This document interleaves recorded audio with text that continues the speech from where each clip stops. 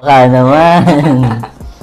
Paano yung Artec? Hindi, Artec Ink kasi yung ginagamit ko. Kasi napaka-solid ng Artec. Nahingi ng sponsor, ano. May pambili naman tayo, pero syempre, yung pakiramdam ba na mabigyan ng sponsor, di ba?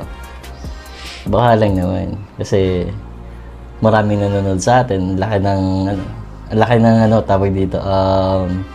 Laki ng views na makikita yung Artec. Kaya ginagamit ng Media TV, di ba? Baka lang naman. Gagawin natin yung skull. Kalahating skull. Siyempre, kailangan mabangas. Ganyan ka sa mga kalala mo. Hindi. O, lasing ka lang. Siguro, oo. Lasing, pero... Lasing ka. Pero, iba eh. Paano iba? Paano iba? Gusto mo pa talaga i-explain ka pa? Pwede naman. Explain mo yung side mo yung bat. Gusto ko ng pangmalakasang pamparelax. Pamparelax. Hindi mo ko ba paniwala? Sa ganitong trabaho ko. Ha? Sa ganitong trabaho ko, di ka maniniwala. Virgin kaya ako. Shut up! God. Yan, gawin natin, medyo...